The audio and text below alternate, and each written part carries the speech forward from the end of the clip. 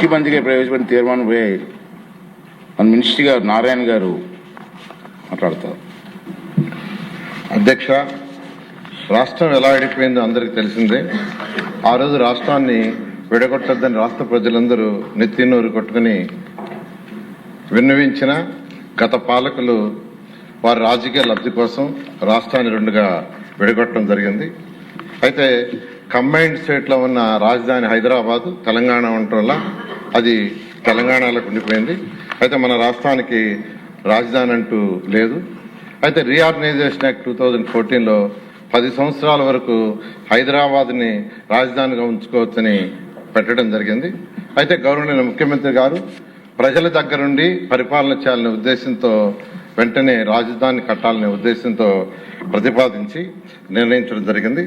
అయితే రాజధాని ఎక్కడనే దానికి శివరామకృష్ణ కమిటీని కేంద్ర ప్రభుత్వం ఆ రోజు టెక్నికల్ కమిటీని పెడితే వాళ్ళు ఈ రాష్ట్రంలో ఉన్న అన్ని జిల్లాలని పోయి అందరి అభిప్రాయాలు తీసుకుని వాళ్ళు రిపోర్ట్ ఇవ్వడం జరిగింది. ఆ రిపోర్ట్లో ముఖ్యంగా అనేక మార్గాల్లో వాళ్ళు తీసుకున్న రిపోర్ట్లో 5,380 మంది దగ్గర అభిప్రాయం సేకరిస్తే ఈ అభిప్రాయంలో ఎక్కువ మంది అంటే 11,156 మంది విజయవాడ గుంటూరు మధ్య క్యాపిటల్ సిటీ ఉంటే బాగుంటుందని ఇవ్వటం, విజయవాడ దగ్గర 663 మంది, విశాఖపట్నం దగ్గర 507, గుంటూరు దగ్గర 372, కర్నూలు 360, ఒంగోలు 265, రాజమండ్రి 139, తిరుపతి 113, దొనకొండ 116 మంది, మిగిలిన డిఫరెంట్ ప్లేసుల్లో 1037 మంది అభిప్రాయం వెలువచ్చారు. అధ్యక్ష, ఎక్కువ మంది వెలువచ్చింది విజయవాడ గుంటూరు మధ్య క్యాపిటల్ సిటీ ఉండాలని నిర్ణయించడం. అయితే శివరామకృష్ణ కమిటీ రాష్ట్ర ప్రభుత్వాన్ని నిర్ణయించమని ఫైనల్గా దాంట్లో చెప్పడం, గౌరవనీయ ముఖ్యమంత్రి గారు అన్ని ఆలోచించి రోడ్డు మార్గము, రైలు మార్గము, విమాన మార్గాలు, అదేవిధంగా ఓడరేవులు దగ్గరగా ఉండేటట్టుగా, అదేవిధంగా ఉత్తరాంధ్రలో చివరి జిల్లా అయిన శ్రీకాకుళంకి, అదేవిధంగా రాయలసీమలో చివరి జిల్లా అయిన అనంతపురంకి సమదూరంలో ఉండేటట్టుగా గుంటూరు, కృష్ణ ఈ 2 జిల్లాల మధ్య అమరావతి రాజధానిని నిర్ణయిస్తామని సెప్టెంబర్ 4, 2014 అసెంబ్లీలో ప్రకటన చేయడం జరిగింది. అధ్యక్ష, అయితే ఇక్కడ గవర్నమెంట్ ల్యాండ్ లేదు. అయితే ల్యాండ్ పుల్లింగ్లో తీసుకోవాలని గౌరవనీయ ముఖ్యమంత్రి గారు నిర్ణయించడం జరిగింది. అయితే ప్రతిపక్షంలో ఉన్న వైఎస్ఆర్సీపీ నాయకులు ఇక్కడ క్యాపిటల్ సిటీ రాకూడదని వారు 250 కార్లు వేసుకుని ఈ యొక్క క్యాపిటల్ సిటీ ఏదైతే అనుకున్నామో అక్కడ రైతులందరినీ కలిసి రైతులందరినీ రెచ్చగొట్టడం జరిగింది. అయితే ఏ ఒక్క రైతు కూడా వాళ్ళ చెప్పిన మాట ఇలా అందరూ తిరస్కరించడం జరిగింది. అదేవిధంగా పొలాలను తగలబెట్టారు ఇక్కడ భయభ్రాంతులు చేయడానికి. అదేవిధంగా వరద ముప్పు వస్తుంది, ఇక్కడ రాజధాని కడితే అది మునిగిపోతుందన్నారు. అదేవిధంగా భూకంపాలు వస్తాయన్నారు. ఇక్కడ ఎక్కువ భూకంపాలు వస్తాయని అది కూడా కౌన్సిల్లో కూడా డిస్కస్ చేశారు, వాళ్లే క్వశ్చన్ వేసి. అదేవిధంగా ఈ యొక్క ల్యాండ్ నిర్మాణానికి పనికిరాదని చెప్పటం, ఇలా అనేక దుష్ప్రచారాలు చేయటం జరిగింది. అధ్యక్ష, అయితే ముఖ్యమంత్రి గారి పిలుపుతో 2015 జనవరి 1 ల్యాండ్ పుల్లింగ్ నోటిఫికేషన్ ఇస్తే కేవలం 58 రోజుల్లో ఒక్కటంటే ఒక్క లిటిగేషన్ లేకుండా ఫిబ్రవరి 28వ తేదీకి 34,400 ఎకరాలను 29,966 మంది రైతు సోదరులు ఒక్కటంటే ఒక్క లిటిగేషన్ లేకుండా ఇవ్వటం జరిగింది. అధ్యక్ష, ఇది కేవలం ముఖ్యమంత్రి గారి మీద ఉన్న నమ్మకంతో ఇచ్చారు. అయితే ఈ వినూతన ల్యాండ్ పుల్లింగ్ ప్రపంచంలో ఇంత లార్జ్ స్కేల్లో ఒక్కటంటే ఒక్క లిటిగేషన్ లేకుండా బహుశా జరిగింది మన యొక్క అమరావతిలోని. అధ్యక్ష, అయితే రైతు సోదరులకు ఆ రోజు వాళ్ళందరితో కూర్చొని అనేక దఫాలు డిస్కస్ చేసి ఒక అగ్రిమెంట్, అంటే ల్యాండ్ని డెవలప్ చేసిన తర్వాత జరీబ్ ల్యాండ్ అయితే 1000 చదరపడుగులు రెసిడెన్షియల్, 450 చదరపడుగులు కమర్షియల్, నాన్ జరీబ్ అయితే 1000 చదరపడుగులు రెసిడెన్షియల్, 250 చదరపడుగులు కమర్షియల్ ఇచ్చేటట్టుగా, అంతేకాకుండా 10 సంవత్సరాల పాటు వాళ్ళకి యాన్యుటీ ఇచ్చేటట్టుగా, జరీబ్ అయితే 50,000, నాన్ జరీబ్ 30,000 ఇచ్చేటట్టుగాను, అంతేకాకుండా ప్రతి సంవత్సరం నాన్ జరీబ్కి 3,000 పెంచేటట్టుగా, జరీబ్కి వచ్చి 5,000 పెంచేటట్టుగా ఆ రోజు గవర్నర్ ముఖ్యమంత్రి గారితో వాళ్ళందరూ డిస్కస్ చేసి రైతు సోదరులందరూ నిర్ణయించారు. దాన్ని ముఖ్యమంత్రి గారు యాక్సెప్ట్ చేయటం, రైతు సోదరులకు అంతేకాకుండా రుణమాఫీ, రైతు కూలీలు ఎవరైతే ఉండారో, అంటే ఈ భూములు ల్యాండ్ పూలింగ్ తీసుకోవటం వల్ల రైతు కూలీలకి ఉపాధి పోతుందనే ఉద్దేశంతో రైతు కూలీలకు పెన్షను, అదే కాకుండా స్కిల్ డెవలప్మెంట్ చేసి వాళ్ళకి ఉద్యోగాలు వచ్చే విధంగా చేయటం, ఉచిత విద్య, ఉచిత వైద్యం, అన్నా క్యాంటీన్ సదుపాయాలు కల్పించడానికి అంగీకరించి అవన్నీ చేయటం జరిగింది అధ్యక్ష. అయితే ల్యాండ్ పూలింగ్ అయిన తర్వాత, అంటే వైసీపీ నాయకులు ఎన్ని ఇబ్బందులు పెట్టినా, ఎన్ని దుష్ప్రచారం చేసినా, ల్యాండ్ చేతికి వచ్చిన తర్వాత ప్రపంచంలో ఉన్న టాప్ 5 సిటీస్లో ఒక సిటీగా అమరావతిని కట్టాలని గౌరవనీయ ముఖ్యమంత్రి గారు సింగపూర్ ప్రభుత్వం ఈ యొక్క లేఅవుట్స్ డిజైన్ చేయడంలో చాలా ఎక్స్పర్ట్స్, వారిని గౌరవనీయ ముఖ్యమంత్రి గారు సంప్రదించడం, వారు వెంటనే ఒక ఎంఓయూ మనతో కుదుర్చుకొని వాళ్ళు ప్లాన్ చేసి ఇవ్వడానికి నిర్ణయించారు. వాళ్ళు 3 రకాల ప్లాన్లు ఇచ్చారు అధ్యక్ష. ఒకటి capital region concept master plan, reason మొత్తానికి కాన్సెప్ట్, అదేవిధంగా క్యాపిటల్ సిటీ మాస్టర్ ప్లాన్, సిటీకి 217 చదరపు కిలోమీటర్లకి మాస్టర్ ప్లాను, అదేవిధంగా సీడ్ క్యాపిటల్ మాస్టర్ ప్లాన్, ఈ 3 ప్లాన్లు ఇచ్చారు అధ్యక్ష.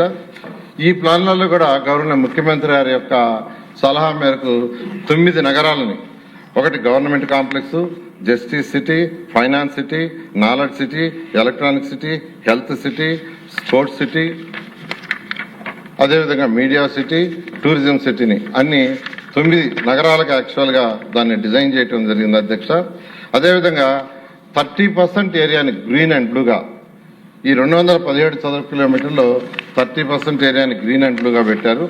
ఆ విధంగా యాక్చువల్గా ఈ యొక్క ప్లాన్ని వాళ్ళు ఇవ్వటం జరిగింది అధ్యక్ష. అయితే ఇందులో 27 టౌన్షిప్లు కూడా పెట్టారు. ప్రతి టౌన్షిప్కి పార్కులు, స్కూల్స్, హాస్పిటల్స్, కమర్షియల్ కంపెనీ అనేక సదుపాయాలు యాక్చువల్గా చేయటం జరిగింది అధ్యక్ష. అదేవిధంగా ఐకానిక్ బిల్డింగ్స్ కట్టాలనే ఉద్దేశంతో ప్రపంచంలో ఇందులో 350 కిలోమీటర్ల ట్రంక్ రోడ్స్, 1500 కిలోమీటర్ల లేఅవుట్స్ రోడ్స్. అయితే ఈ యొక్క ఏదైతే ఇక్కడ మనం లేఅవుట్స్ రోడ్స్ చేస్తున్నామో అవి ఇంటర్నేషనల్ స్టాండర్డ్లో ఉండాలని గవర్నర్ ముఖ్యమంత్రి గారు చెప్పటం, దాంతో యూజీడీ టోటల్ సిటీకి 217 చదరపు కిలోమీటర్లకి UGD, water lines, electrical ducts, భూమి లోపల ఎలక్ట్రికల్ లైన్స్ ఉండాలి, ఓపెన్ గా ఉండకూడదని గవర్నర్ ముఖ్యమంత్రి గారు ఇచ్చిన డైరెక్షన్ తో చేయడం జరిగింది అధ్యక్ష. అదేవిధంగా ఐసీటీ లైన్స్ కూడా భూమి లోపల వేయడం జరిగింది. ఫుట్ పాత్లు, సైకిల్ పాత్లు, అదేవిధంగా బీఆర్టీఎస్ రోడ్లు, ఇవన్నీ యాక్చువల్ గా ఇవన్నీ డిజైన్ చేయడం జరిగింది అధ్యక్ష. అదేవిధంగా అడ్మినిస్ట్రేటివ్ కోసంగా 5 ఐకానిక్ బిల్డింగ్స్ ని 40 అంతస్తులు, 45 అంతస్తులు లోపల వేయడం జరిగింది. ఫుట్ పాత్లు, సైకిల్ పాత్లు, అదేవిధంగా బీఆర్టీఎస్ రోడ్లు, ఇవన్నీ యాక్చువల్ గా ఇవన్నీ డిజైన్ చేయడం జరిగింది అధ్యక్ష. అదేవిధంగా అడ్మినిస్ట్రేటివ్ కోసంగా 5 ఐకానిక్ బిల్డింగ్స్ ని 40 అంతస్తులు, 45 అంతస్తులు. రాష్ట్రంలో ప్రజలకి పరిపాలన సులువు చేయాలి. ఎవరైనా పనుండి ఒక మంత్రి దగ్గరికి వస్తే మళ్ళా ఒక దగ్గర మంత్రి గారు ఉంటే వారిని కలవటం, సెక్రటరీ ఇంకో దగ్గర ఉంటే కలవటం, హెచ్ఓడి ఇంకో దగ్గర ఉంటే కలవటం, ఇదంతా ఇబ్బంది అవుతుంది. అందరూ ఒకే దగ్గర ఉండాలా, ఒకే బిల్డింగ్ లో ఉండాలా, ఒకే ప్లేస్ లో ఉంటే ఏదైనా పని కోసం వచ్చినప్పుడు వాళ్ళు వెంటనే వాళ్ళని కలిసి పని చేసుకోవటానికి సులువుగా ఉంటుంది, పరిపాలన సులువుగా చేయగలమనే ఉద్దేశంతో ఈ ఐకానిక్ టవర్స్ యాక్చువల్ గవర్నర్ ముఖ్యమంత్రి గారి ఆదేశంతో యాక్చువల్ గా వాటిని డిజైన్ చేయడం జరిగింది అధ్యక్ష. అదేవిధంగా న్యాయమూర్తులకు, మంత్రులకు, సెక్రటరీలకు, తర్వాత బంగాళాలు, ఆల్ ఇండియా ఆఫీసర్స్, ఎమ్మెల్యేలు, ఎమ్మెల్సీలకు, గెజిటెడ్, నాన్ గెజిటెడ్ ఆఫీసర్లకి అందరికి కూడా అపార్ట్మెంట్లు అన్ని కలిపి 4026 నివాసాలకు టెండర్లు పిలవటం జరిగింది అధ్యక్ష. వీటన్నిటినీ గవర్నర్ భారత ప్రధాని గారి యొక్క చేతుల మీద యాక్చువల్ గా శంకుస్థాపన చేయటం జరిగింది అధ్యక్ష. అయితే అధ్యక్ష 2019లో ప్రభుత్వం మారిన తర్వాత విజయవాడ, గుంటూరు మధ్య రాజధానికి ఎటువంటి అభ్యంతరం లేదని 2019 ముందు ప్రతిపక్షంలో ఉన్న 2019లో ఉన్న జగన్మోహన్ రెడ్డి గారు అసెంబ్లీ సాక్షిగా అమరావతిని ఇక్కడే అని ఒప్పుకుంటామని, రాజధాని ఇక్కడే అని 30,000 ఎకరాలు కావాలని చెప్పిన గత ముఖ్యమంత్రి ప్రభుత్వం మారంగానే మాట మార్చేసి బోస్టన్ మరియు జిఎన్ రావు కమిటీలు వేసి రాజధాని విధానాన్ని 3 రాజధాని విధానాన్ని పైకి తీసుకొచ్చి 3 ముక్కల ఆటను మొదలుపెట్టాడు అధ్యక్ష. అత్యంత దుర్మార్గంగా ఏపీసీఆర్డీ చట్టాన్ని రిపేల్ చేశారు, ప్రజావేదికను కూల్చేశారు, రైతులను పెట్టడానికి ఇబ్బందులు పెట్టారు, మహిళలను చూడకుండా లాఠీ నిర్మాణాలు చేయకుండా అడ్డుపడ్డారు. పైగా మాట మార్చి సీఎం ఎక్కడ కూర్చుంటే అక్కడే రాజధాని పగల్బాలు పలికారు. ఈ విధంగా రోజుకొక్కొక్క మాట చెప్తూ ప్రజల్ని భయభ్రాంతులు చేసి అమరావతి రాజధాని మొత్తాన్ని నిర్మాణం చేశారు అధ్యక్ష. అయితే అధ్యక్ష, ఎన్డీఏ ప్రభుత్వం వచ్చే ముందు గవర్నర్ ముఖ్యమంత్రి గారు చాలా క్లియర్ గా ప్రభుత్వం రాగానే రాజధానిని అమరావతిలో నిర్మిస్తానని చెప్పటం, అయితే 2024లో ప్రభుత్వం రాగానే గవర్నర్ ముఖ్యమంత్రి గారు వెంటనే రాజధాని నిర్మాణించమని ఆదేశించడం జరిగింది అధ్యక్ష. అయితే గత ప్రభుత్వం చేసిన అనేక అవకతవకలు, దుర్మార్గాల వల్ల 2014-19లో వెంటనే రాజధాని కట్టడానికి అనేక సమస్యలు ఎదురైంది అధ్యక్ష.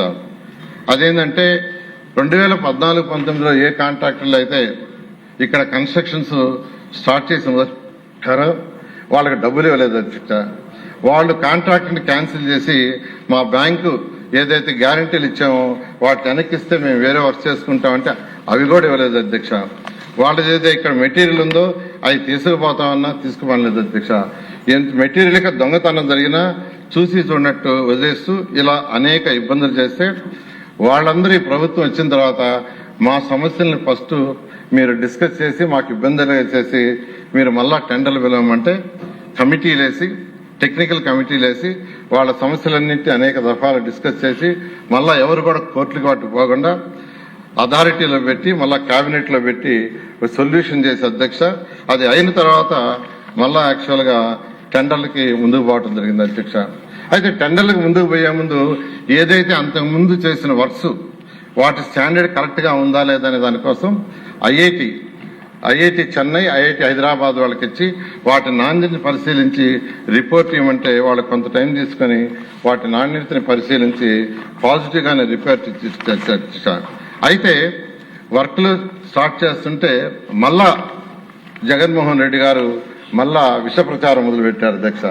అంటే అసలు రివర్ బెడ్ కి రివర్ బేసిన్ కి తేడా తెలియకుండా, రివర్ బెడ్ అంటే ఏంది, రివర్ బేసిన్ తెలియకుండా కడుతున్నారు, సుప్రీంకోర్టు కలగజేసుకోవాలని స్టేట్మెంట్ ఇచ్చారంటే అదంతా ప్రజలని భయభ్రాంతులు చేసి మళ్ళా ఇక్కడ రాజధాని రాకూడదు, ఏదో విధంగా కోర్టులో లిటిగేషన్ పడాలి, ఈ రాజధాని ఆగిపోవాలనే ఒక దుష్ప్రచారంతో మొదలుపెట్టారు అధ్యక్ష. అంతేకాకుండా సీఎం ఎక్కడుంటే అక్కడే రాజధాని మళ్ళా ఆ భాషను తీసుకొచ్చారు. అంటే ఢిల్లీలో ఉంటే ఢిల్లీలో, బెంగళూరులో ఉంటే బెంగళూరులో, ఇలా అంటే ప్రజలని రకరకాలుగా భయభ్రాంతులు చేయాలా, ఇక్కడ రాజధాని రాకుండా చేయాలనే ఉద్దేశంతో చేయడం జరిగింది అధ్యక్ష.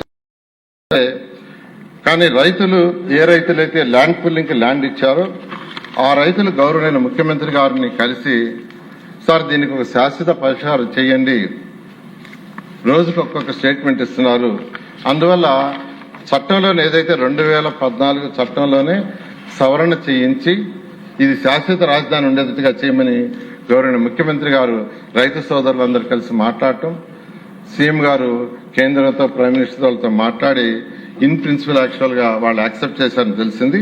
అయితే దీనికి సంబంధించి మన శాసనసభ సవరణలు చేయాల్సింది. దానికి గౌరవ ముఖ్యమంత్రి గారు ప్రవేశపెట్టిన తీర్మానం ఏదైతే ఉందో నేను దాన్ని ఆమోదిస్తున్నాను అధ్యక్ష.